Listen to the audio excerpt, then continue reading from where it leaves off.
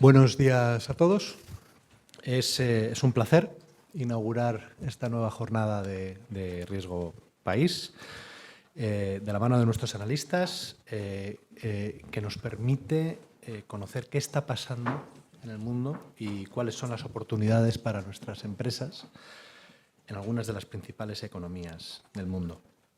Hoy Rafael Loring nos acerca a la República de la India.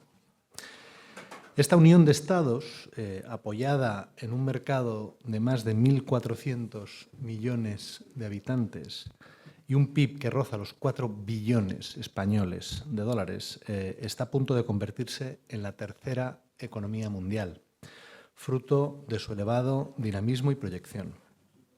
Como explicará Rafa hoy, la India aparece como un nuevo gigante geopolítico, con voz propia en un mundo en profunda transformación. Es la mayor democracia del planeta y desde hace poco el país más poblado. Es una potencia nuclear que comparte dos fronteras con otras dos potencias nucleares, China y Pakistán, con quienes tiene enfrentamientos abiertos. Sus relaciones exteriores se mueven en un complejo marco que, como todo país importante, cabalga contradicciones en un mundo de creciente rivalidad entre Estados Unidos y China. El aparente doble juego de Delhi entre Washington y Beijing, su especial vinculación con Moscú y su enfrentamiento con Pakistán hacen indispensable seguir de cerca este país. Sin embargo, a pesar de su potencial y de su tamaño, sigue siendo un territorio poco explorado y aprovechado por empresas españolas. Tradicionalmente, la balanza comercial bilateral con India es muy deficitaria. Si bien las exportaciones españolas han crecido de forma notable en la última década, coincidiendo con la etapa de alto crecimiento del país, lo ha hecho en menor medida que las importaciones. En 2024, las exportaciones crecieron un 17% hasta los 2.081 millones de euros, aunque este destino supone todavía un reducido 0,7% de la exportación total española, mientras que las importaciones rondaron los 6.000 millones de euros. Esta dinámica de crecimiento se mantiene los 8 primeros meses de 2025, con un volumen cercano a los 1.500 millones de euros y un crecimiento del 8,3%, configurándose como tercer destino en Asia tras China y Japón. En lo que respecta a las inversiones, las empresas españolas cuentan con un stock acumulado de más de 1.800 millones de euros y presencia en sectores como automoción, defensa, infraestructuras, tecnología o servicios. En cualquier caso, se trata de una presencia relativamente pequeña para el tamaño de la economía india.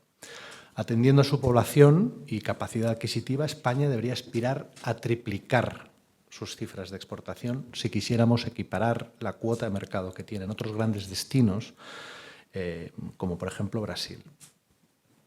La actividad de CESCE es marginal en India y su exposición a este país también, reflejando el alto potencial de nuestra compañía para acompañar a las empresas españolas a futuro. El riesgo a 30 de septiembre es prácticamente insignificante. La conclusión es clara. India es un país que está llamado a ser una potencia económica y que ofrece muchas posibilidades a las empresas españolas. Tiene un gran potencial de crecimiento, consumo y sectores en los que las empresas pueden desarrollar y poner en valor su experiencia y sus capacidades. La Unión Europea está concluyendo un acuerdo comercial que ofrecerá el marco óptimo para el desarrollo y generación de nuevas oportunidades. Y adicionalmente se están fortaleciendo las relaciones diplomáticas entre nuestros dos países. La celebración en 2026 del año dual España-India permitirá reforzar la relación entre ambos países e impulsar una amplia colaboración que abarque sectores clave como la industria, la inversión, la educación, el agua, la salud, las energías renovables, la infraestructura o la agroindustria.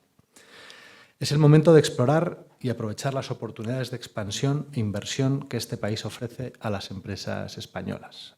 Y CESCE es vuestro aliado estratégico para que contéis con todas las garantías en este proceso, con inteligencia económica, información actualizada y con un catálogo de productos adecuados a vuestras necesidades. Y ahora, sin más dilación, dejo la palabra a Rafa Loring y invito al escenario a Ricardo. Muchas gracias.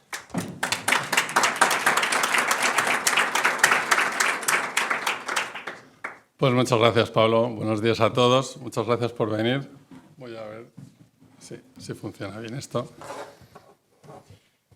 Pues India, la nueva potencia emergente y la geopolítica del Indo-Pacífico. Bueno, lo primero que tengo que contar es que esta no es una presentación de jornada de riesgo país al uso, porque bueno, hoy en día, como seguramente ya sabéis, la geopolítica es un poco la que está dominando todo y hemos decidido que era muy conveniente explicar más en detalle los aspectos geopolíticos, ¿no?, de la India y del escenario tan interesante que se está desarrollando en el Indo-Pacífico por el enfrentamiento entre China y Estados Unidos. Así que, digamos, el análisis detallado que solemos hacer de análisis de solvencia del país, por supuesto lo tenéis en el informe que tenéis disponible en la web, pero que aquí, digamos, va a ser una cosa mucho más resumida y, bueno, que podéis consultarlo. Y, por cierto, aprovecho y concluyo en lo que solemos concluir en esas jornadas, que estamos abiertos al país, por si no queda dicho, y que está clasificado en grupo 3, que es una clasificación que es un poco como nuestro grado de inversión para la India, ¿no?, que refleja que las fortalezas que tiene en el análisis clásico de solvencia, ¿no?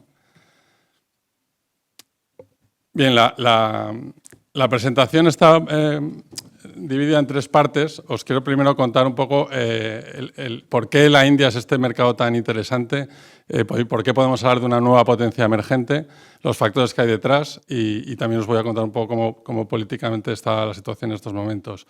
Luego os voy a explicar el escenario del Indo-Pacífico y este enfrentamiento de China a Estados Unidos. No tanto los aspectos tan conocidos de la guerra comercial, sino que nos vamos a centrar sobre todo en los aspectos militares y estratégicos que tienen mucha importancia como marco para toda Asia y particularmente para India, que juega un papel muy importante. Y por último voy a detallar un poco cómo se refleja esto en las relaciones exteriores de la India, que, como ya ha explicado el presidente, se mueve en un difícil equilibrio, ¿no?, entre distintos actores, no solo China y Estados Unidos, sino sobre todo también Pakistán y, bueno, y el resto de vecinos, ¿no?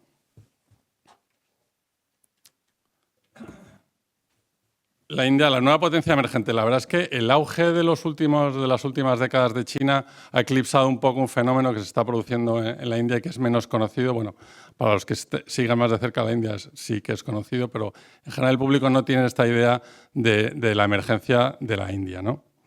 Y para eso he querido empezar la exposición con este gráfico que he quitado, digamos, es el top 9 mundial del PIB en miles de millones de dólares. No están ni Estados Unidos ni China, que estarían bastante por encima, pero que podéis ver en la línea roja, la India en los últimos 20 años ha pasado de ser la 9ª economía del mundo y ahora está cuarta, muy cerca de Alemania, y se espera que en los próximos años, en los próximos 2 o 3 años, adelante y sea la 3ª economía. Y además, como veis, pues lo que se espera es que despegue a partir de ahí y vaya incluso cerrando la gran brecha que tendría respecto a las 2 grandes potencias, ¿no? Han sucedido bastantes cosas en los últimos 20, 15 años incluso. La India tenía un problema clásico que era, parecía una eterna promesa, algo que le ha pasado a muchos grandes países muy similares, tipo, por ejemplo, Brasil, con el que tiene muchas similitudes, la complejidad político-social.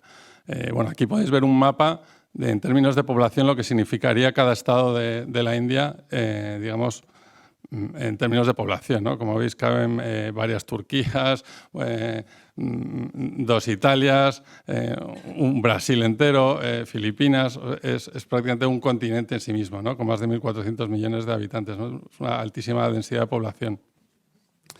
Además, tiene una estructura federal bastante compleja, ¿no?, con 28 estados que tienen bastante independencia fiscal y política y 8 territorios, 22 idiomas oficiales, pero bueno, muchos más sí que empezamos a contar dialectos, y una mezcla religiosa que es bastante compleja, ¿no? Es verdad que el 80% es hinduista y en esto se ha apoyado sobre todo el Modi para tener esta altísima popularidad. Pero bueno, esta complejidad parecía que no podía ser superada, ¿no? Y la verdad es que Modi, con sus luces y sombras, ha ido logrando unas reformas que parecían bastante impensables hace pues, más de una década, ¿no? Y este gráfico yo creo que refleja bastante bien un poco lo que ha pasado. Estos son los últimos 10 años, tenéis los indicadores de buen gobierno. Tenéis las barras naranjas, que significa la variación que ha habido en los últimos 10 años en el ranking de buen gobierno en estos indicadores, ¿no? Como veis, la efectividad gubernamental, la calidad regulatoria, sobre todo, ha mejorado muchísimo, también algo el tema del Estado de Derecho. Y los puntitos donde están marcados es cómo está respecto a la media en la región hoy en día. Como veis, incluso la efectividad gubernamental, que antiguamente estaba bastante por debajo de la media, ahora ya está por encima. Y en el resto de indicadores todavía está algo por debajo de la media, lo que queda claro que todavía hay terreno, ¿no?, por recorrer. O sea, la India sigue siendo un país bastante complejo, ¿no?, fiscal, regulatorio y sobre todo en el sistema judicial tiene todavía sus problemas, ¿no?, y su lentitud, pero está mejorando mucho. Y podéis ver en el tema, en el tema de rendición de cuentas que hay un retroceso. La verdad es que esta traducción de rendición de cuentas que se hace de los indicadores del Banco Mundial es quizá un poco equívoca. Esto es el Voice and Accountability, que hace un poco referencia a la participación democrática. Y eso es un poco, digamos, quizá la parte oscura que tiene Modi, ¿no? El tema de la conflictividad social que ha ido aparejada, ¿no? Por un lado tenemos estas reformas económicas paulatinas que han ido mejorando mucho el marco, pero por otro lado muchas reformas marcadas un poco por su estilo más nacionalista, centrado en la ideología nacionalista hindú, que ha generado pues, muchas tensiones sociales, ¿no? Con la oposición, pero evidentemente también con las minorías religiosas, ¿no? Sobre todo con los musulmanes. Ahí tenéis un largo listado de eventos que no hay tiempo a repasar, digamos que generaron bastantes fenómenos de protestas masivas en el país. Y bueno, en los últimos años lo que ha habido, además también se ha acusado a entrar en una especie de deriva autoritaria por las críticas a la independencia del sistema judicial y auditorías que ha habido, incluso registros de medios críticos al gobierno, ¿no? Pero bueno, de cara al futuro, a los próximos 5 años, como sabéis, en 2024 ganó las elecciones de nuevo la alianza NDA de Modi, pero perdió lo que es su partido, el BJP, perdió la mayoría absoluta por sí solo, ¿no? Y esto va a hacer que dependa mucho más de sus socios regionales. Por lo que pensamos que esto va a obligar a que se centre más en las reformas económicas, que son de bastante consenso dentro de la coalición, y digamos que se abandonen un poco las medidas más conflictivas que puedan generar estos fenómenos sociales negativos, ¿no?, que estaba comentando. Bien, además del tema de las reformas económicas que se están dando, que es uno de los factores principales, la verdad es que Modi ha navegado en un mar de fondo bastante positivo, ¿no? Y creemos que uno de los factores fundamentales es el tema demográfico. Como sabéis, también en China ha sido un factor clave en su desarrollo, pues en la India también. Es un hecho poco conocido que la India hoy en día tiene las mujeres tienen 2 hijos por mujer, o sea que está incluso por debajo del ratio de reemplazo de la población, ¿no? Este descenso de la natalidad ha provocado que la India esté ya empezando a recibir lo que se llama el dividendo demográfico, ¿no?, cuando la proporción de la población en edad de trabajar empieza a ser mucho mayor que la dependiente, ¿no? Ese es el llamado ratio de dependencia, que ahí podéis ver en la línea azul cómo ha ido descendiendo. Y uno de los factores principales que esto permite mejorar el desarrollo de los países es que al ser la mayor parte de la población en edad de trabajar, esto incrementa la tasa de ahorro general de la población y, por supuesto, los países emergentes esto permite invertir a unas tasas mucho más elevadas sin necesidad de lo que le suele pasar a los países emergentes, de endeudarse con el exterior y generar problemas en el marco, digamos, macroeconómico, ¿no? Y podéis ver ahí que los últimos 10 años la tasa de ahorro está entre el 35 y el 30%, y además pensamos, esto no llega a ser las tasas tan espectaculares de China, que digamos que la política de hijo único llevó incluso estas tasas a más, el 40, incluso el 50% en un momento dado, pero sí que va a ser mucho más sostenible en el tiempo, ¿no? La India tiene por delante varias décadas de recibir este, digamos, llamado dividendo demográfico. Y bueno, más a corto plazo sí quiero comentar un poco cómo está la situación en estos momentos En los últimos 3 años, la India tuvo un rebote fortísimo del crecimiento después del COVID, con tasas cercanas y superando incluso el 9%. Y esto se debe, aparte de los factores que he comentado, porque hay un impulso fortísimo a la inversión pública, sobre todo en infraestructuras, que en la India claramente es algo que es bastante necesario, ¿no? A cualquiera que haya ido a la India ve que todavía hay una falta muy importante de infraestructuras. A partir de la segunda mitad del 2024, se ha empezado a desacelerar un poco el crecimiento, en parte porque estas altas tasas de inversión que crecían al año al 30% los últimos 3 años se han rebajado un poco, pero también un poco porque se ha empezado a enturbiar el panorama geopolítico, ¿no? Aún con todo, para el año que viene, aquí está la previsión del FMI de octubre, pero bueno, el Banco Central, por ejemplo, de la India recientemente ha elevado la tasa de crecimiento al 6,8%, ¿no? Esto va a depender mucho de qué pase con los famosos aranceles, que es un poco la gran incógnita en estos momentos de Estados Unidos del 50%, ¿no? que más adelante comentaremos. Y además hay que decir que a corto plazo, en caso de que el crecimiento, digamos, se debilite más de lo necesario, ahora mismo el Banco Central cuenta con un margen bastante amplio de maniobra. Ahí podéis ver en la línea azul los tipos de interés y en la línea verde la inflación. La inflación ha caído drásticamente en el último año. Bueno, el país en 2022 sufrió ciertos problemas de inflación, como casi todo el mundo a raíz de la guerra de Ucrania y el ascenso del precio de las materias primas, sobre todo de los alimentos, que en la India es clave para la inflación. Pero en el último año ha caído mucho, en gran parte porque han tenido unas cosechas extraordinariamente buenas en el último año. Y bueno, aunque las estimaciones indican que probablemente el año que viene la inflación vuelva a subir un poco en el entorno del 3%, el caso es que ahora mismo tiene un margen bastante amplio para bajar los tipos el Banco Central, ¿no? Y de hecho, las estimaciones es que probablemente haya incluso tres rebajas el año que viene. Bien, bueno, una vez visto el actor, vamos a ver un poco el escenario del Indo-Pacífico, ¿no? Probablemente si habéis estado en alguna de nuestras charlas, sabéis un poco que uno de los motores de los que siempre hablamos del cambio en la geopolítica es este enfrentamiento entre China y Estados Unidos. Bueno, pues el marco donde se va a dirimir estas diferencias, sobre todo en el plano estratégico y militar, es en el Indo-Pacífico. Aquí os traigo un gráfico que os explica un poco el gasto en defensa de Estados Unidos respecto a lo que era en la época de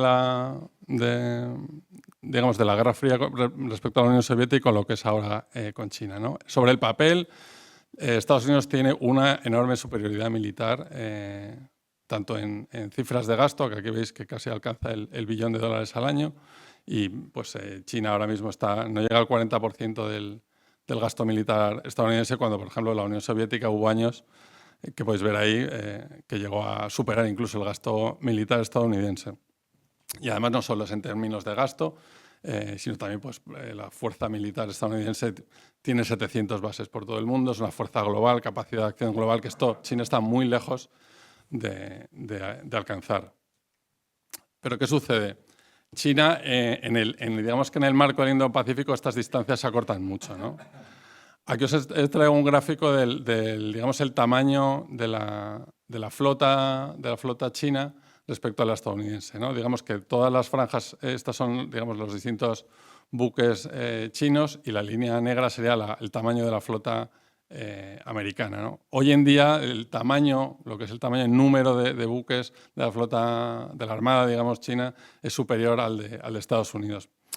Pero este gráfico quizás se ha exagerado un poco porque el nivel de sofisticación que tiene la flota americana es muchísimo mayor, ¿no? Solo decir que a día de hoy hay en el mundo 15 portaaviones nucleares, 14 de ellos son de Estados Unidos, y el 15º es francés, ni siquiera es chino, ¿no?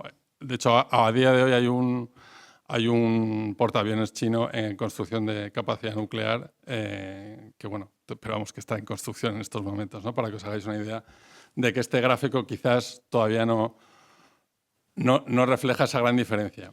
Pero ¿qué sucede? Que quizás el tener una fuerza global y 700 bases y portaaviones nucleares no es tan importante cuando donde se juega todo es, sobre todo frente a las costas chinas, ¿no? Taiwán está a 100 millas de la base militar china más cercana, ¿no? Y entonces en este punto las distancias se acortan mucho, ¿no? China tiene una estrategia, digamos, en 3 frentes. Una es sobre todo la tecnología de misiles balística, donde incluso hay partes donde incluso ha superado a Estados Unidos en temas de misiles supersónicos. También tiene una inversión altísima en temas de ciberseguridad, ciberguerra, ¿no? Capacidad de... No sabemos hasta qué punto la guerra tecnológica hoy es capaz de bloquear aviones en vuelo o actuar, digamos, para generar unos ciberataques, pues que sabemos que China tiene una de las mayores capacidades del mundo y no sabemos hasta qué punto eso tendría efecto, ¿no? en una guerra, digamos, por Taiwán, ¿no? Que es un poco el elemento aquí importante.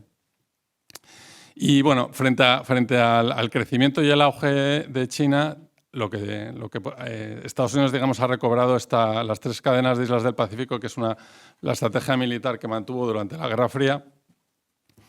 Y digamos, estas 3 cadenas de islas, la primera, que es quizá la más crucial y más importante que ahora mismo está en juego, es la que va desde Japón hasta Filipinas, y en su punto central tiene a Taiwán, ¿no? En esta primera cadena, Japón, sobre todo con sus 24 bases militares permanentes, y además con la convicción que tiene el gobierno japonés en apoyar a Estados Unidos en cualquier tema de Taiwán, y tenéis el reciente crisis diplomática esta semana sobre este asunto, ha quedado claro, pues es un elemento crucial, ¿no? Aún así, el auge, digamos, y la gran presencia de China está haciendo ver que quizás esta primera línea tiene sus debilidades, ¿no? Sobre todo en la parte de Filipinas. Y bueno, en los últimos 2 años ha habido unos ciertos movimientos de Estados Unidos de mover parte de sus efectivos hacia la segunda línea, ¿no? Donde la principal base es en Guam. Y esto ha hecho que algunos analistas hablen de que un poco esté dando por perdida esta primera línea, ¿no? Pero bueno, eso quizás es un poco especulativo. Y bueno, y la tercera línea sería la base de reserva con la base central del Pacífico en Hawái.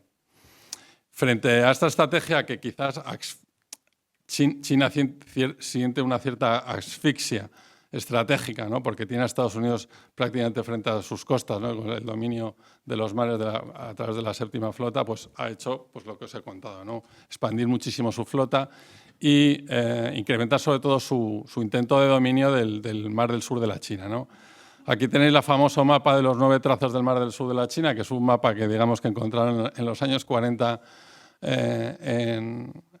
digamos, el gobierno de Mao, y por el que, digamos, considera que la soberanía de las aguas le pertenecen. El caso lo perdieron hace tiempo en La Haya, entre otras cosas porque no pudieron demostrar que nunca hubieran tenido un control efectivo de las aguas. Aún así, China no ha reconocido este fallo y sigue, digamos, presionando, ¿no? Y su estrategia no solo es el acoso, digamos, permanente a los pesqueros y a los buques de exploración de las aguas de petróleo que hay aquí, sino también está, digamos, militarizando arrecifes artificiales. Y bueno, son prácticamente semana sí, semana también, seguramente leéis en nuestras claves los enfrentamientos que tiene con Filipinas en estas aguas, ¿no? ¿Y por qué es tan clave la expansión de China en este punto, ¿no? Es sobre todo por el tema, ahí lo veis al fondo de Malasia, el estrecho de Malaca. Se conoce como el dilema de Malaca, en la extrema dependencia que tiene China de esta vía comercial. Por ahí pasa el 40% del comercio mundial y, sobre todo, muy importante, pasa el 90% del petróleo que importa China, unos casi más de 10 millones de barriles diarios, sobre todo de Oriente Medio, ¿no? Que es, vamos, clave para mantener alimentada su capacidad industrial y militar.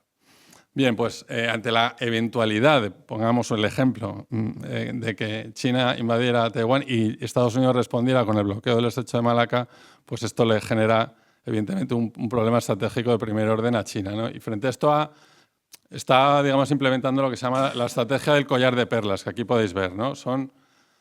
Bueno, a día de hoy oficialmente China tiene solo 2 bases militares en el extranjero, ¿no? Que son en Djibouti y en Camboya. Bueno, incluso la de Camboya, que está confirmada, la niegan oficialmente. Pero está haciendo, además de la estrategia de militarizar atolones en el mar del sur de la China, generando una serie de presencias en distintos puertos del mundo a lo largo de esta línea, sobre todo, bueno, a través de la concesión de la operación de los puertos, ¿no?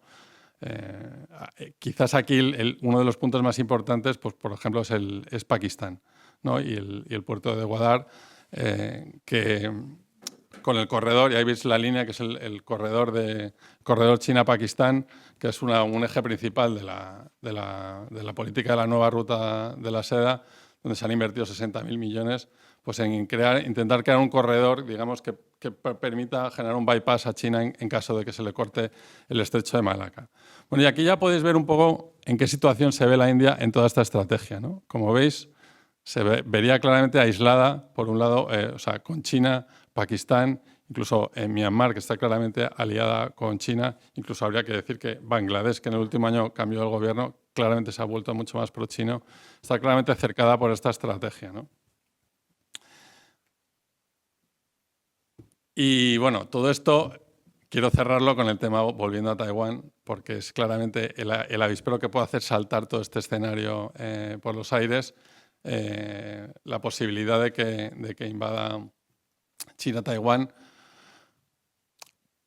Pues nosotros pensamos que es relativamente baja, pero está creciendo en los últimos años. Si cualquiera oye los discursos del gobierno chino, está claro que es algo irrenunciable para ellos Taiwán y que lo ven como algo a medio plazo. Bueno, también esto depende de quién preguntes, incluso a corto plazo. Nosotros pensamos que la manera de proceder de China no vemos que vaya a hacer una invasión sorpresa tipo Rusia en Ucrania, pero sí que puede, digamos, forzar incidentes para, en un momento dado, incluso generar un bloqueo naval de la isla. No necesariamente una intervención. Aún así, esto es claro que es un riesgo evidente. Muchos expertos calculan incluso que el riesgo está en torno al 4 o el 5% de probabilidad de que suceda en los próximos 10 años. Y es algo que pues nos preocupa mucho porque el impacto de un conflicto en Taiwán, pues hay algunas estimaciones que podría crear la mayor recesión que conocemos desde la Segunda Guerra Mundial, una contracción del PIB mundial de casi el 10%, ¿no? Bien, bueno, pues con esto cerramos el escenario y ahora veamos qué papel juega la India. La India oficialmente tiene una política de autonomía estratégica y que se despliega al final una especie de difícil equilibrio, esta autonomía estratégica entre los distintos actores que hay alrededor. Si alguien quiere conocer bien cómo es la estrategia actual de la India, la política exterior, no tiene más que coger este libro que se llama The India Way, del ministro de Exteriores Jai Shankar de la India, bueno, que ha sido el ministro de Exteriores a lo largo de toda la época de Modi y que es además el principal arquitecto de la política exterior. Está llena de citas interesantísimas. El libro, os he traído aquí dos, que yo creo que refleja muy bien que la autonomía estratégica en la India no es solo un tema de independencia, sino que ellos mismos, aupados probablemente también en las perspectivas de auge económico que tiene la India, consideran que deben ser un actor influyente, que además en la escena internacional y en la toma de decisiones, ¿no? Incluso hay frases bastante curiosas en el libro, como la de hay que dominar los juegos mentales, dominar los juegos mentales y jugar duro es indispensable en un mundo más visceral, ¿no? Digamos que parece en este mundo, digamos, de tanto riesgo que hay entre los enfrentamientos geopolíticos, parece que la política exterior india está dispuesta a jugarlo, a implicarse en estos riesgos, ¿no?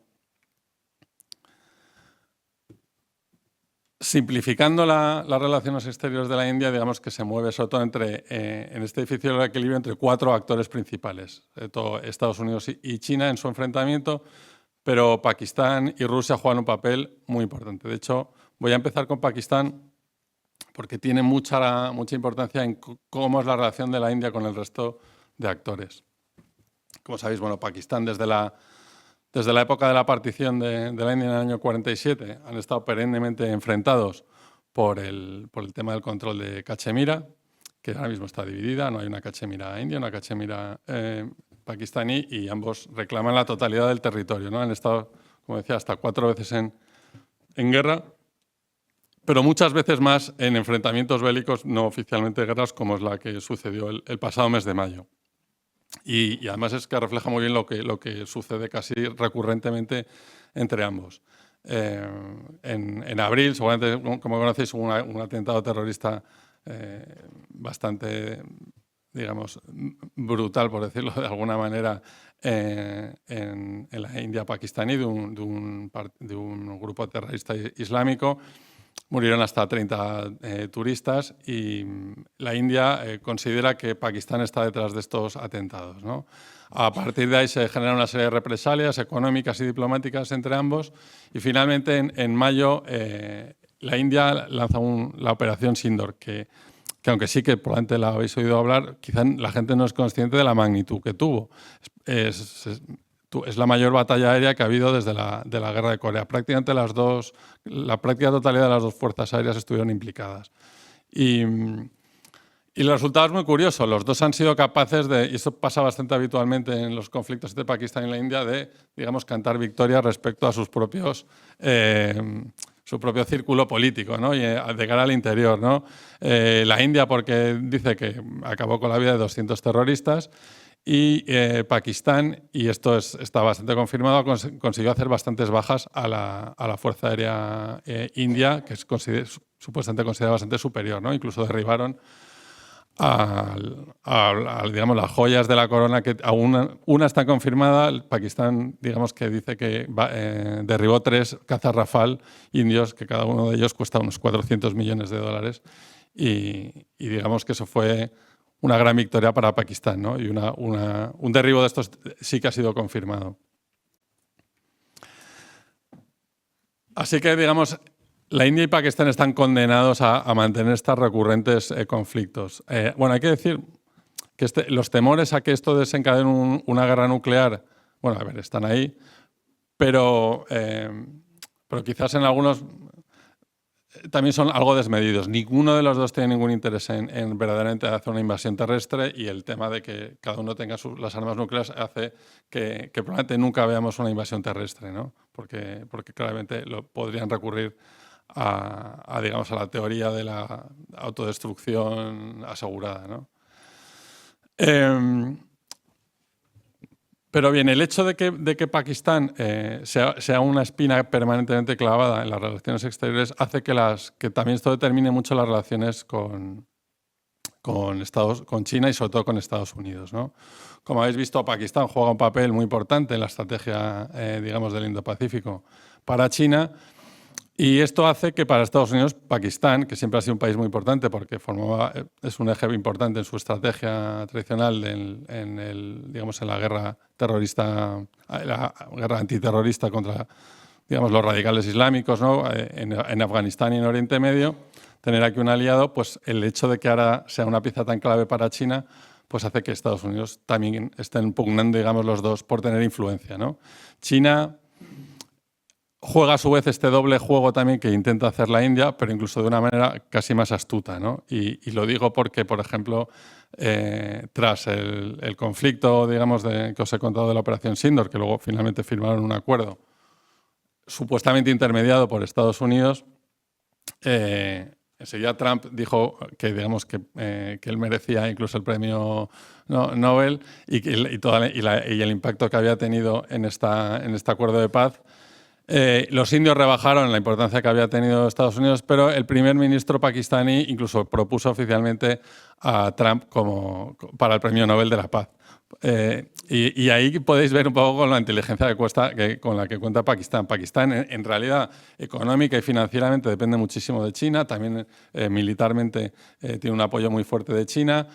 Como veis ahí, China es por uno de los mayores gastos de la nueva ruta de la seda, el corredor China-Pakistán, 60.000 millones de dólares.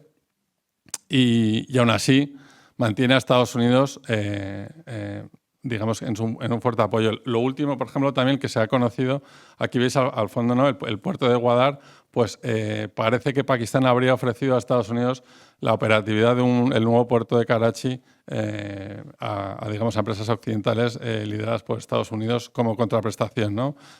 Digamos que parece que Pakistán juega bastante bien este doble juego. Y luego el otro elemento importante, digamos, que cortocircuita las relaciones con Estados Unidos es Rusia, ¿no? Rusia aquí lo he llamado las amistades peligrosas. Pero hay una frase que dijo Jaishankar en 2022 a raíz de la invasión de Ucrania y por las relaciones que tiene la India con Rusia, que supuso un shock para muchos europeos, que un poco más o menos venía a decir que los problemas de Europa no son los problemas del mundo. Y bueno, esto hunde sus raíces en las relaciones históricas que tiene la India con Rusia, que son muy importantes, que provienen también a su vez de la Guerra Fría, cuando hubo un cisma entre la Unión Soviética y China. Digamos que la India buscó en Rusia, digamos, un elemento, un hedge, por decirlo de alguna manera, contra China, y entre otras cosas porque Estados Unidos siempre ha sido muy reticente a dar tecnología militar punta a la India por el tema Pakistán. Y bueno, pues eso ha provocado que la India, aparte de su autonomía estratégica, pase por conservar las relaciones con Rusia, ¿no? Y no solo por... Y además, en el marco de la invasión de Ucrania, no solo hace que mantenga sus relaciones en los aspectos de provisión de armamento, sino que ahí digo armamento, diplomacia y ahora petróleo, ¿no? Aquí la India tiene una necesidad enorme de petróleo, prácticamente no produce menos de 1 millón de barriles al día, y su enorme crecimiento está provocando un ascenso cada vez, ahí veis la línea azul, del consumo de petróleo, ¿no? Que necesita importar. Bueno, pues podéis ver ahí lo que ha pasado desde la guerra ucraniana a la derecha, Rusia de prácticamente no ser importante como proveedor de petróleo en la India, pues ahora es el 40% del petróleo, ¿no? Bueno, pues esto ha generado grandes problemas, sobre todo pues con Estados Unidos, ¿no? Las relaciones de la India con Estados Unidos son bastante curiosas, ¿no? Parece, de manera natural, digamos, la India debería ser su socio natural, la India, Estados Unidos y Occidente, no solo por su sistema político, sino por sus tradiciones y por su herencia, ¿no? Y además por el enfrentamiento un poco que tiene con China. Y es curioso lo que ha sucedido con Trump, porque podemos ver las dos caras que tiene las relaciones con Occidente y la India, porque la primera administración de Trump, las relaciones entre Estados Unidos y la India fueron probablemente las mejores que haya tenido en los últimos 40 años, ¿no? Se firmaron toda una batería de acuerdos en el plano económico, se reavivó el Quad, del que hablaré ahora, como una estrategia militar entre varios países en las que India formó parte, incluso han participado en bastantes ejercicios militares en el Pacífico, sus armadas de forma conjunta. Y bueno, pues y la relación incluso personal entre Trump y Modi parecía bastante excepcional. Bueno, esto ha cambiado mucho en la segunda administración Trump, entre otras cosas porque la segunda administración Trump ha roto muchos de los equilibrios de la tradicional política estadounidense, ¿no?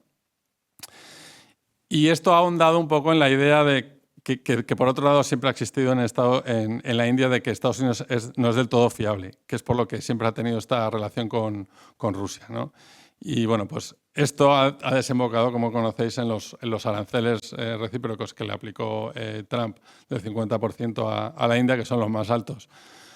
Bueno, habría que ir con detalle si metemos o no a China en el paquete, son los más altos que ha aplicado a ningún país en la región.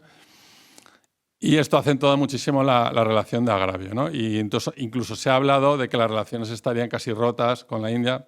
Bueno, ahora hablaré un poco de ello, está un poco exagerado, pero antes sí quiero hablar incluso se dice que el Quad, esta estrategia, digamos, militar de buscar alianzas de Estados Unidos en la región, junto a Japón, Australia y la India, parece que estaría rota, ¿no? La principal herramienta que tenía esta alianza era sobre todo la reunión anual de los líderes de estos países, ¿no? De forma rotativa en los países, ¿no? Bueno, pues este año estaba prevista en Nueva Delhi y todavía no ha tenido lugar, no se sabe si va a tener lugar, parece que no, entre otras cosas por el deterioro de las relaciones entre India y Estados Unidos, ¿no?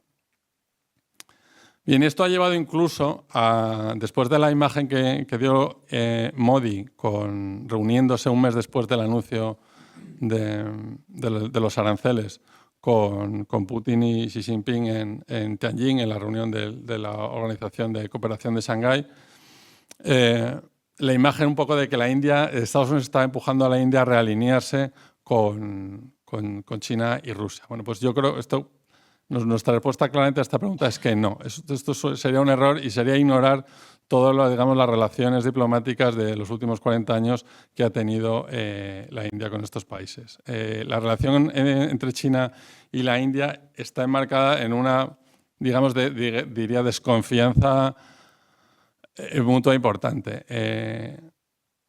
Los países estuvieron os he traído aquí una frase de Nehru que yo creo que ahonda un poco en de dónde viene, digamos, la desconfianza natural que tiene la India hacia China, ¿no?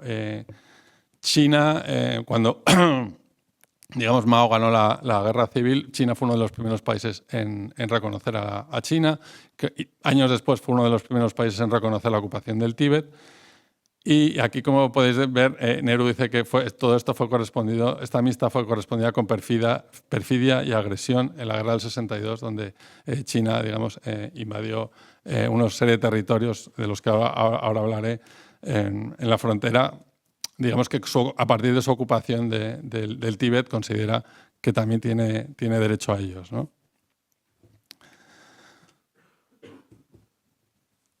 China y la India comparten 3.500 kilómetros de frontera y prácticamente toda ella está muy militarizada a día de hoy. Incluso hay terrenos donde digamos, tienen rutas que se alternan porque comparten el territorio, ¿no? Esto ha dado lugar en algunos momentos a conflictos importantes. El más importante fue sobre todo en 2020, coincidiendo cuando estaba pasando por unas relaciones muy buenas la India con Estados Unidos, que se cree que posiblemente fue uno de esos detonantes. Parece que China infringió un poco esta norma de patrullas que se alternaban y tuvieron unos enfrentamientos que provocaron hasta 30 muertos entre ambos bandos, ¿no? A partir de entonces, bueno, los dos países aplican una serie de medidas muy restrictivas, sobre todo la India en una serie de sectores, intentando cerrar, digamos, la participación de China a sectores estratégicos, incluso tienen cerrado el Internet a cosas como TikTok, chinos y a otras aplicaciones. Y una serie de medidas económicas que se han ido relajando en los últimos años, ¿no? Sobre todo a partir de 2024 firman un acuerdo, ¿no? Donde se restablecen los antiguos pactos, y esto coincide con el deterioro que empieza a haber con Estados Unidos. Pero esto no es un realineamiento, es más bien una estrategia, digamos, táctica, diría. No es una estrategia, sino es táctica de cómo se está adaptando la India a la nueva situación. Y yo creo que hay una expresión que dijo Modi en la reunión de Tianjin, que fue que querían que las relaciones entre China y la India no dependieran de terceros. Esto es claramente una referencia a Washington. Pero esto no quiere decir que se vaya a alinear con la China. De hecho, aunque oficialmente en esta reunión dijeron que dejaban de ser rivales para ser socios, en el fondo ellos mismos saben que siguen siendo rivales, ¿no? Y además aquí pongo que se van a mantener las tensiones, porque no solo por los conflictos territoriales, por el apoyo que tiene tan grande China sobre Pakistán y por los problemas que genera el amplísimo déficit comercial que tiene la India con China y el temor a digamos, una invasión de manufacturas chinas, ¿no?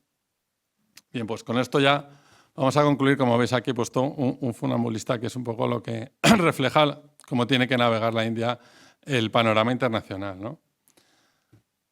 La India es una nueva potencia emergente, esto no cabe duda, tiene una capacidad de crecer a largo plazo en torno al 7%, y además esto pensamos por los factores que hay detrás de mejora continua del clima inversor y de los aspectos demográficos que va a continuar a bastante largo plazo.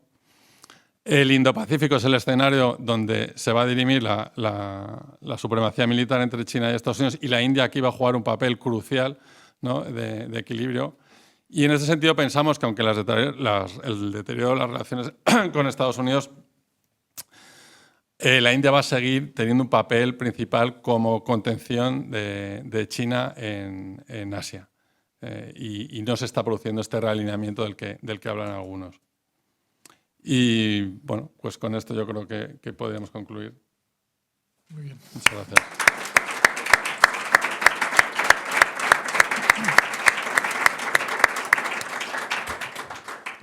Bueno, yo te quiero dar la enhorabuena, Rafa, por distribuir el tiempo como lo has hecho. Quiero decir que es verdad que no hemos escuchado tanto sobre la India como teníamos quizá muchos previsto, pero realmente el interés está clarísimamente en lo que has comentado en tu presentación, ¿no?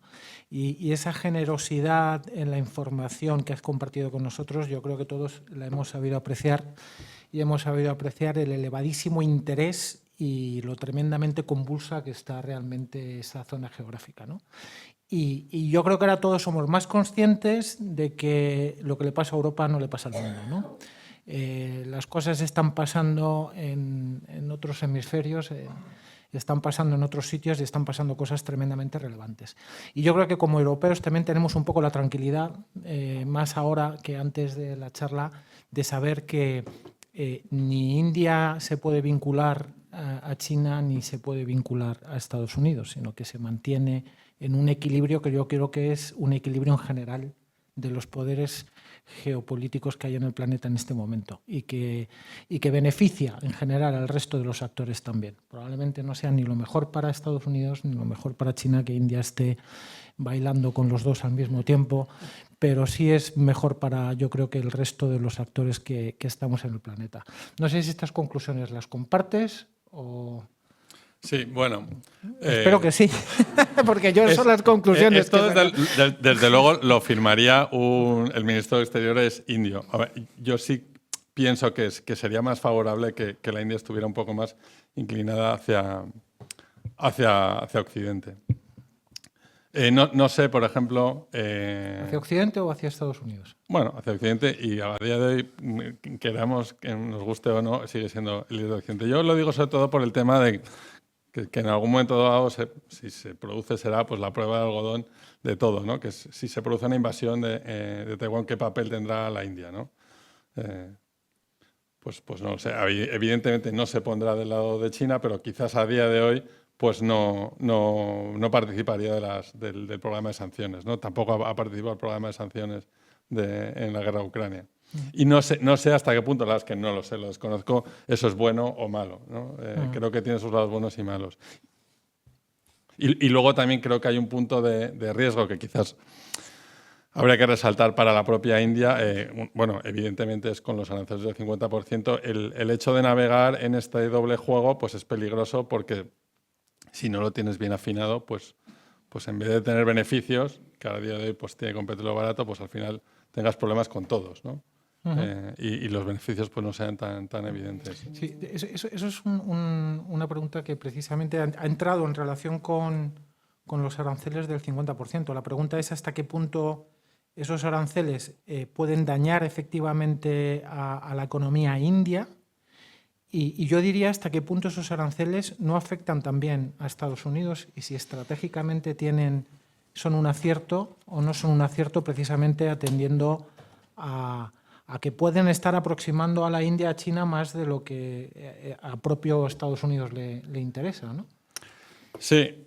Bueno, a ver, esto es una de las víctimas de esta presentación tan centrada en la geopolítica, ha sido que no he podido ahondar en esto. Lo tenéis en el informe, ¿no? El impacto de los aranceles está estimado por el IIF entre el 0,4 y el 1,2% del PIB. El 1,4 quizás es el impacto más pesimista, teniendo en cuenta que no se pudiera adaptar verdaderamente a la India. Y lo que estamos viendo es que los países, lo hemos visto con China y también se está produciendo en la India, tienen una gran capacidad de adaptación a estos aranceles, ¿no? Se producen exportaciones por terceras vías y además... es un poco más complejo de explicar, pero la reforma fiscal probablemente va a ayudar a que se amortigüe bastante el impacto de los aranceles. Por otro lado, yo soy cautamente optimista en que vayan a lograr un acuerdo de algún tipo en corto o medio plazo. La India desde el día 1 ha sido muy optimista con este tema y no se ha cumplido, pero... es posible que veamos algo parecido a lo que hemos visto con China, ¿no? Y creo que esto va a pasar, posiblemente tiene que ver con por qué se ha retrasado la reunión del Quad. creo que veamos algo parecido a lo que China. Me refiero a que, coincidiendo con la reunión que tenía Trump con Xi en China, pues intentaron alcanzar un acuerdo, digamos, de cara a salvar la reunión, ¿no? Hay indicaciones de que probablemente la reunión del Quad se retrase, que tiene que además producirse en Nueva Delhi, se retrasa a la primera mitad del año que viene. Y yo creo que este es el plazo en el que probablemente van a llegar a algún tipo de acuerdo. La India ya ha dado señales de que probablemente podría reducir las importaciones de petróleo ruso y a cambio comprar más petróleo americano.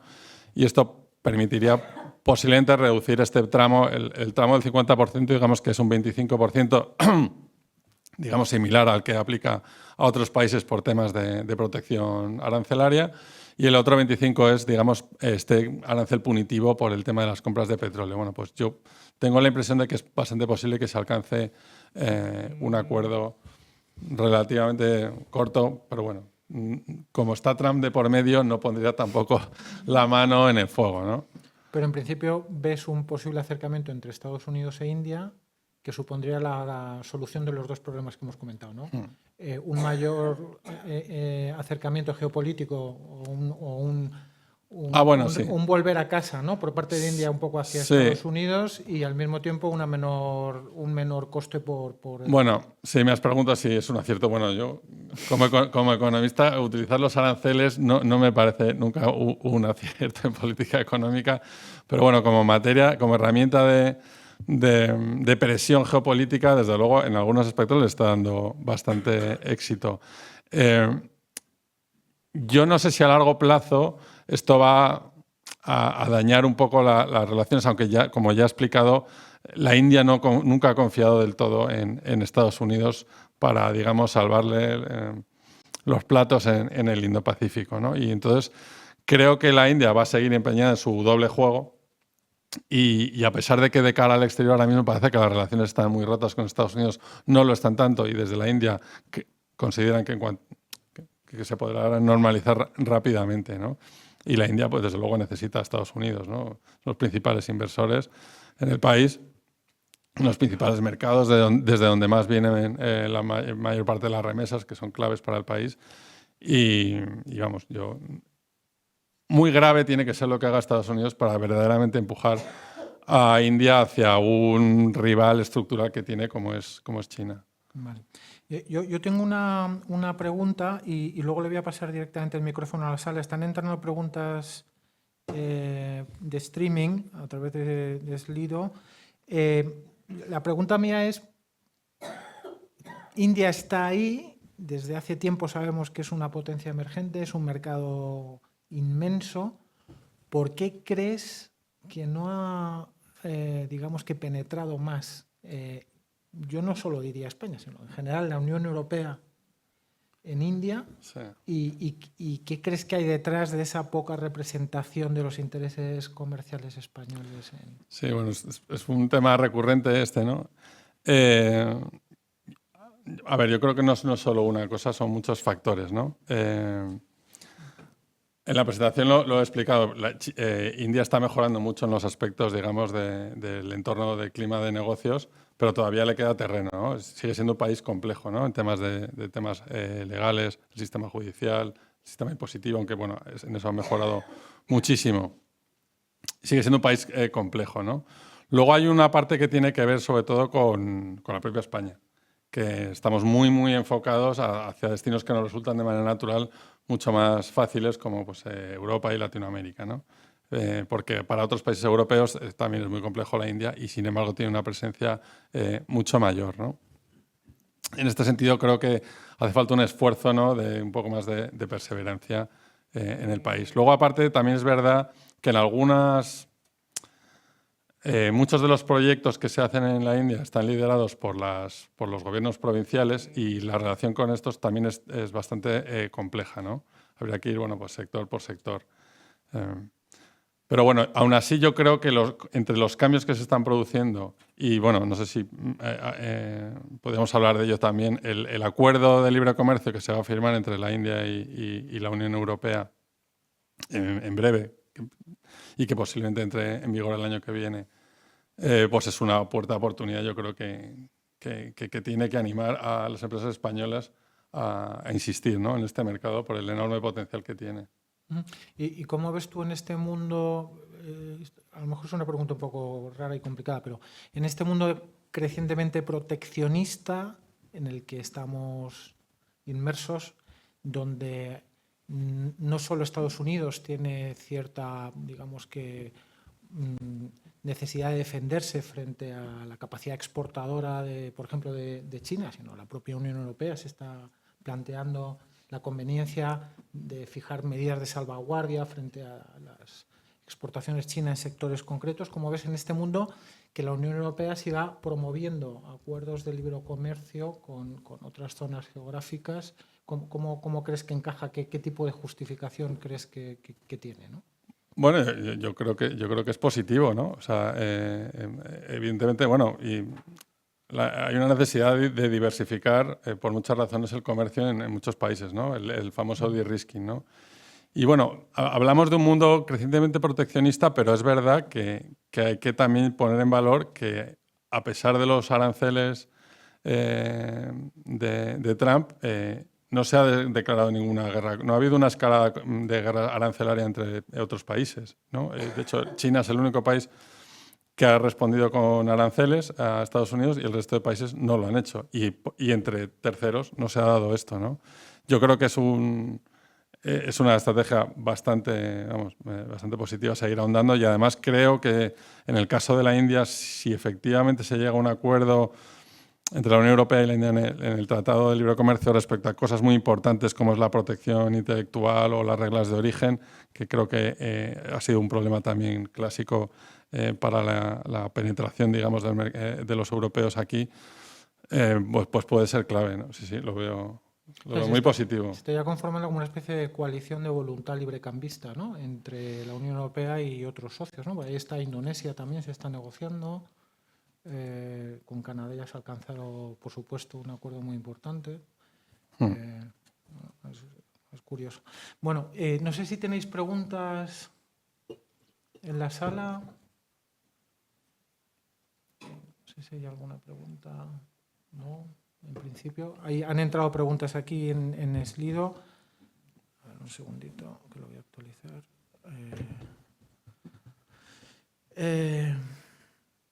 ¿Cuáles son las principales? Bueno, hay una pregunta que la verdad es que esta es recurrente.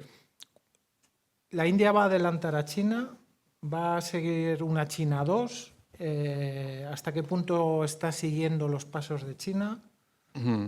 Bueno, sí, el tema de si la India es la nueva China, ¿no? Es una cosa también muy recurrente.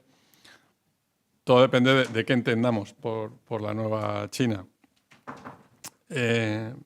El fenómeno, desde luego, del auge de la India es algo que va a ser, que va a ir a más y digamos que va a seguir a largo plazo, y tiene algunos paralelismos con la China, pero también muchas diferencias, ¿no? China creció durante 3 décadas casi al 10% del PIB, eso es algo espectacular, y a tasas de inversión del 50%. El crecimiento de la India es mucho menos espectacular en este sentido. También esto tiene algo positivo, que es que no va a tener un poco las debilidades del modelo chino de la sobreinversión y la sobreproducción que tiene en muchos sectores, ¿no? Probablemente va a ser más sostenible en algunos aspectos. Y también tiene un paralelismo claro en lo que estamos viendo en la política exterior, cada vez, digamos, más asertiva, ¿no? Como les gustaba decir a la política exterior china. En este sentido, sí. Y también, por ejemplo, en un aspecto muy importante que sí he comentado, que es el tema de la importancia creciente que va a tener la India en algunos sectores, sobre todo, por ejemplo, el de materias primas, ¿no? Como veis, el crecimiento de la India es superior y va a seguir probablemente ampliándose respecto a China. Hoy en día, China es el mayor importador del mundo de petróleo, con más de 10 millones de barriles. Pero habéis visto que la India importa casi más de 4 millones de barriles, es el segundo mayor importador, y cada vez va a ir importando más, con lo que va a tener a día de hoy siempre, por ejemplo, los traders de petróleos y el sector de la energía miran con lupa cómo se mueve la demanda en China, pues esto va a pasar cada vez más en la India, ¿no?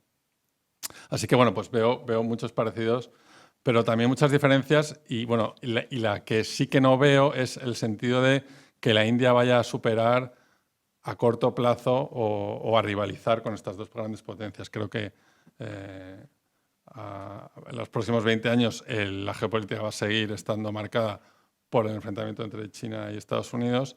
Y si la India va a jugar un papel importante, sí, pero no como algunos lo ven, como ya otro rival más, ¿no? A muy, muy, muy largo plazo, pues efectivamente no sabemos, ¿no? Hay Goldman Sachs, que siempre le gusta hacer previsiones muy a largo plazo, habla de que en 2075 la India superará a Estados Unidos en PIB, ¿no? En 2075, pues no sé, no lo veremos, ¿no? Nadie estará ahí para decirle que se equivocaron, ¿no? Es muy difícil hacer predicciones a tan largo plazo, ¿no? Vale. Aquí hay una pregunta precisamente que se refiere un poco a cuáles son las principales amenazas para el crecimiento económico de China a medio y largo plazo. Yo creo que tú te has referido más a las fortalezas, quizá, sí. y algún problema pendiente, ¿no? Pero ¿cuál dirías que son las principales amenazas para que China consiga precisamente ese... Ay, perdón. Sí, pero te he entendido, sí. Para que consiga ese salto. Sí, bueno, esto es otra de las víctimas de que hayamos dedicado tanto a la geopolítica esta presentación, ¿no? En el informe tenéis más detallado también un poco a ver los puntos negros que siempre vemos en todos los análisis. Uno sí que lo he comentado, digamos, aunque sea de manera tácita, que es el programa de reformas tiene que continuar, ¿no? Se ha avanzado bastante, pero le queda camino, ¿no? Entonces, sí vemos muy posible que en los próximos 5 años, Modi está hasta 2029, siga ahondando en las reformas, pero muchas cosas pueden hacer descarrilar este proceso, ¿no?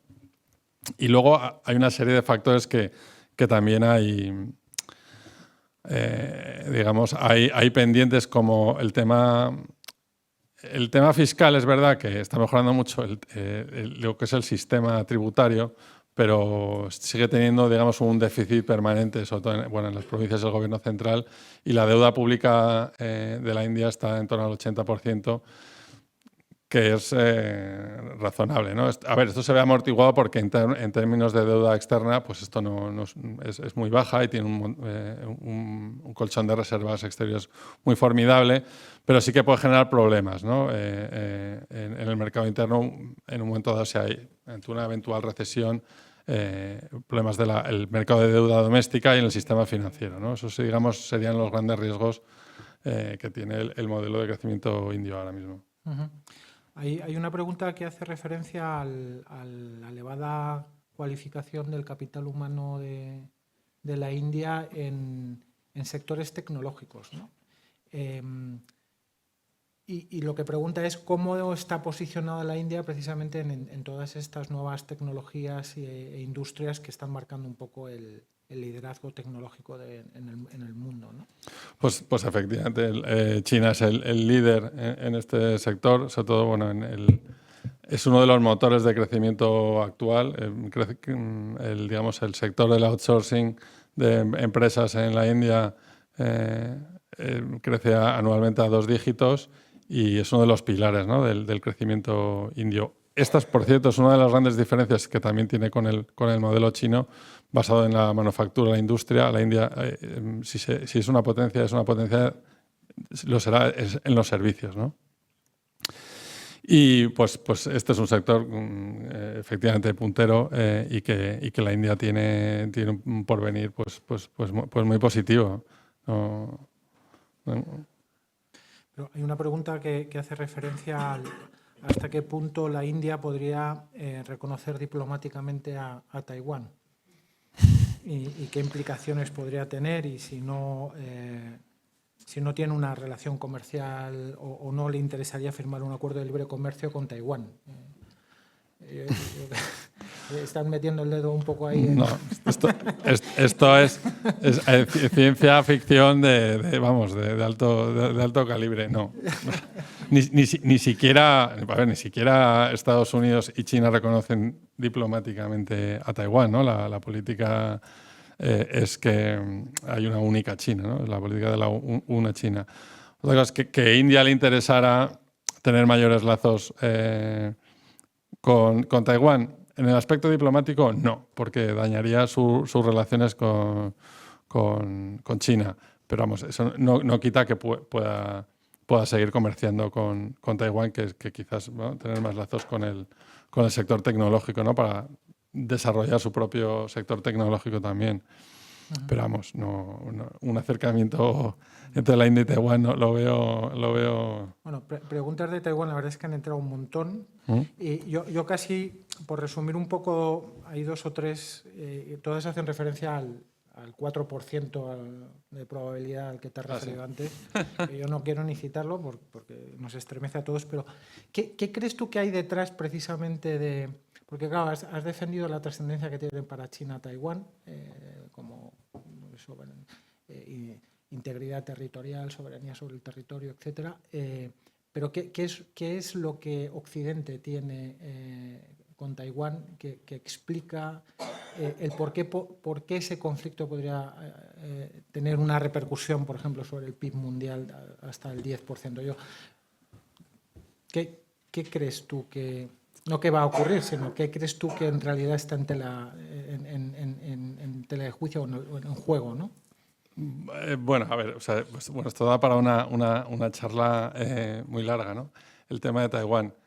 A ver, bueno, las relaciones con... Primero hay un tema estratégico que Estados Unidos, cuando se firmaron los acuerdos, digamos, con China respecto al estatus de Taiwán,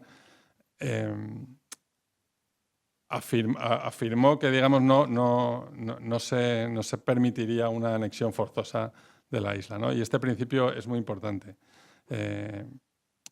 Permitir que la India pudiera, digamos, con una invasión, digamos, tomar hay que decirlo, a día de hoy una democracia próspera como es Taiwán, pues sería bastante difícil de tragar para el bloque occidental. Y además porque Taiwán, la importancia que tiene en el mercado de tecnológica, pues es enorme, ¿no? El TSCM es la mayor empresa de manufacturas de chips. La mayor parte de ellos, evidentemente, son con diseño americano. Y pues Estados Unidos, si hubiera una invasión de Taiwán, tendría unos problemas gravísimos para proveerse en el corto plazo de chips, ¿no? Es algo, vamos, entonces el problema está, digamos, las implicaciones que tuviera una invasión siempre se parten de qué grado de implicación tendría Estados Unidos y sus aliados. ¿Y tú crees que con Trump ese grado de implicación puede haber cambiado? Trump, el problema es que ha hecho dudar a todos de qué es lo que haría, ¿no? Y entonces, la duda ya ha generado problemas. Aún así, desde el Pentágono siguen dando los comunicados, siguen ahondando en la misma línea de mantenimiento del statu quo en Taiwán, ¿no? Y de hecho, bueno, lo habéis visto en las clases esta semana, lo que ha cambiado últimamente es que Japón ha sido mucho más explícito de lo normal en su defensa, diciendo que se implicaría militarmente y lo tomaría como un ataque a su propio territorio en caso de una invasión a Taiwán, ¿no? Y esto, bueno, pues ha generado la crisis diplomática actual que tienen entre China y Japón. Desde Europa, quizás no lo vemos con cercanía, pero también nuestro mercado digamos, las importaciones de chips de Taiwán son claves para nuestra industria y también es un sitio clave, incluso si nos obviáramos el tema de la invasión de una democracia, ¿no? Muy bien. Bueno, sí. Un comentario que me gustaría que abundaras un poco más. No has hecho mucho comentario, o no sé si es que no lo valoras como riesgo o que no te ha dado tiempo a hablar un poco en qué medida, yo creo que uno de los pesos, uno de los elementos importantes o que le dan tanta importancia a India en el plano internacional es un poco que sea una democracia, ¿no? Que yo creo que es lo que le diferencia de sus vecinos. Y en este contexto internacional de deriva autocrática de muchos y de pérdida de valor de los valores de la democracia como valor absoluto, ¿no? Y que había estado incontestado previamente, ¿ves algún riesgo de que en la India, es que en alguno de los comentarios que has hecho al principio sobre el gobierno de Modi, no sé si por ahí debajo hay alguna posibilidad de deriva autocrática dentro de la India o si va a defender ese elemento un poco sustancial suyo de democracia relevante en el marco internacional? Bueno, a ver, La respuesta cambiaría mucho si la hiciera a alguien de la oposición a Modi o a alguien del gobierno a Modi, porque en esto, pues como en todo el mundo, ya también hay cierta polarización, ¿no? Desde, digamos, la oposición, evidentemente sí que ven una gravísima deriva autoritaria y, como dices, pues el hecho de que la India sea una democracia pues es fundamental, y esa es una de las razones por las que todo el mundo ve que es un aliado natural de Occidente, de Estados Unidos, digamos, frente a China. Sí, evidentemente, se han producido cosas, ¿no? Aún así, por ejemplo, mira, yo para que lo pongamos en perspectiva, desde el gobierno chino han criticado mucho y se han dado a veces señales de que podían reformar el sistema judicial que en la India... ¿Chino o indio? En la India, perdón. Es que estamos todo el día cambiando. Estamos generando el desconcierto. El sistema judicial, que es muy independiente, ¿no? Y que, bueno, que aquí hará mucha gracia porque en la India los jueces nombran a los jueces y son los que gobiernan a los jueces. Y esto es algo, pues, que a veces le provoca cierta irritación al gobierno indio. Pero no ha habido no hay signos de que esa reforma se vaya a dar. Luego, por ejemplo, en los últimos años también hemos visto, pues, el tema de que han incluso entrado en registros en algunos medios críticos con Modi, y les han abierto expedientes y auditorías, ¿no? internas. Una medida de acoso y presión que, evidentemente, si le preguntas a un opositor, a alguien del Congreso, efectivamente en la India te diría que estamos ante una deriva clarísima autoritaria. Yo hablaría más bien de erosión, pero que evidentemente el sistema electoral y la democracia en la India yo sí que la veo asentadísima. O sea, es una... Y por otro lado, has comentado que precisamente la pérdida de mayoría en el Congreso lo que ha propiciado es que la dependencia de otros partidos para formar una coalición obligue a suavizar, digamos, que ese perfil nacionalista, ¿no?, que se había potenciado. Sí, efectivamente. A ver, esto evidentemente es una especulación, pero creo que tiene visos de que si Modi intenta hacer reformas, por ejemplo, una reforma tan drástica del sistema judicial, pues probablemente encontraría más problemas para encontrar apoyos, ¿no? Sí, efectivamente. Muy bien. Bueno, hay varias preguntas sobre el informe y dónde acceder al informe.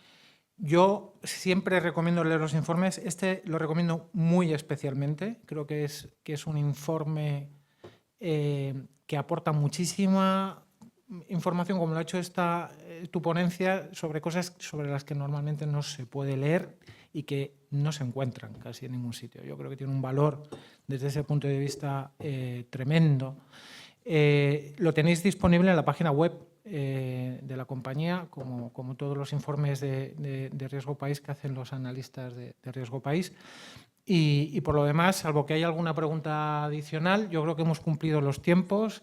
Darte una vez más las gracias por compartir tan valiosísima información y tanto conocimiento. Yo creo que todos lo hemos sabido apreciar. Felicitarte por el informe y bueno, y desearos a todos pues nada, muy feliz fin de semana y que nos acompañéis en